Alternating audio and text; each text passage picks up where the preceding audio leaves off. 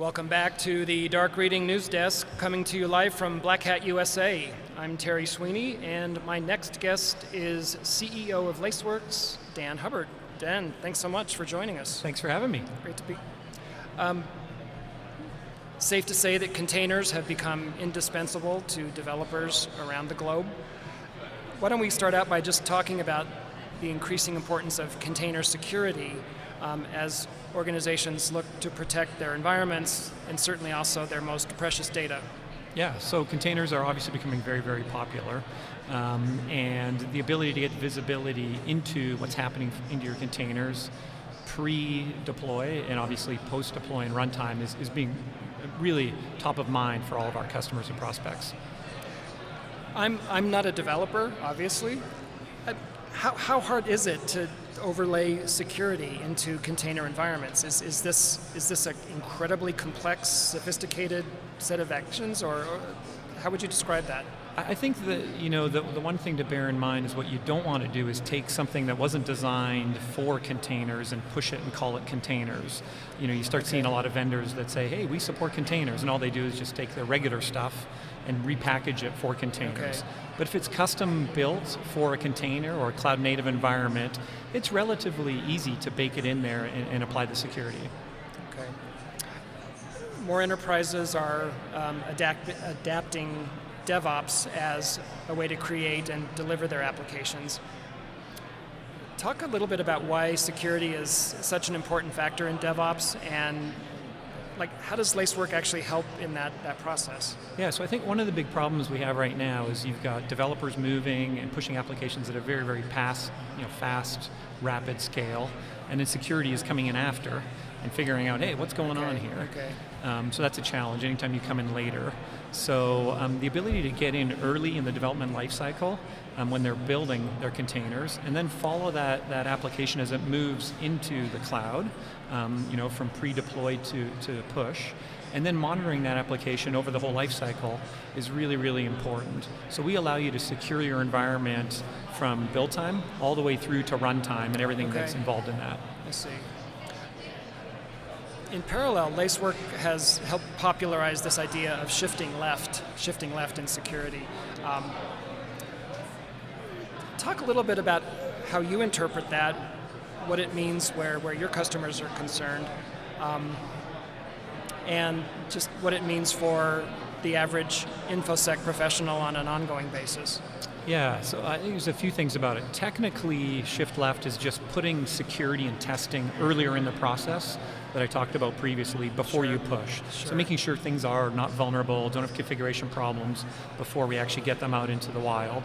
But there's also a culture aspect to it. So a lot of the cloud providers, Amazon, Google, and Microsoft have something called the shared responsibility model, which is they're responsible for the hardware and the network, and you're responsible for everything above that. Okay. But there's actually kind of a new responsibility model within the company, and that is that the developers and DevOps and security have different levels of responsibility, and they need to come together to really start collaborating from a culture perspective on securing the infrastructure. Is that just from the customer side, or does the provider also, is there a place where they also come together? So technically, definitely, solutions like ours can help. So one thing we do is when we deliver an alert, it doesn't just speak security, it also speaks DevOps. So for example, instead of saying IP address, because IP addresses are ephemeral, they change all the time, we would say it's a tag or an instance ID or a Kubernetes node. So you need to speak both, and the reason for that is that often the security people get the alert, but the triage is done by DevOps. They need to fix it or remediate it. Is it fair to ask you, how's that going between cloud providers and customers? I mean, have they worked it out, or is this a work in progress? Not quite. Okay. It's early in the journey for sure. Okay. Depends on the company. The companies that are really far ahead are ones that were born in the cloud. They just started this way. Typically less than 10 years old. They never owned a data center, never owned a server. It's the migrants and the companies that are moving to the cloud where they struggle quite a bit more on this, a mix of DevOps and security, and how does this all come together? Okay. It's worth noting that enterprises' infrastructure is constantly changing. Virtual machines, servers, possibly multiple cloud providers. On top of that, configurations, settings, authorizations are also always in flux. How can enterprises future-proof?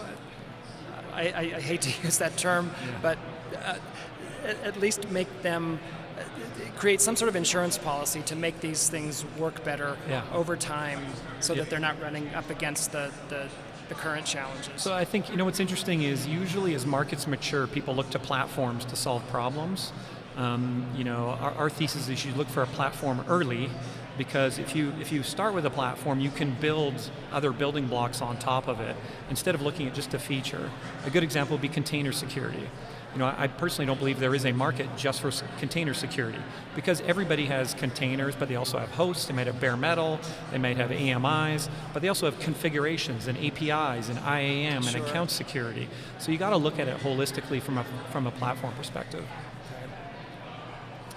As organizations look for management tools to oversee cloud assets, development environments, production networks, data, like the whole shebang, what features and capabilities do you recommend that they look for in a management platform to handle these really diverse requirements? So I think the first one that's really critical, if you're going to secure the cloud, you should do it with something that was designed from the cloud. So, cloud native built, and because it's going to have to operate the way you want to operate, and your developers are going to want to operate in that same thing. So the tooling that it supports, for example, whether it's Slack or Jira or something like that. The other is that you got to look at all the kind of pain points, but then look at what is the broader set of capabilities from a platform perspective that are going to help you secure it. Okay. Dan, in the minute we have left, I'm curious about your thoughts on scale. Especially where cloud is concerned. When enterprises are running workloads in the cloud, can these organizations really effectively manage this rapid growth while maintaining the performance and the security that's still very important to them? Yes, scale is everything. So scale in efficacy, scale in alerts, scale in managing a lot of things, but also scale in time, making sure you can understand ephemeral things that are happening in real time. Okay. Really great stuff. A lot to think about here. Dan, thanks for joining us today on Dark Reading News Desk. Have a great day. I've been speaking with Dan Hubbard from Lacework.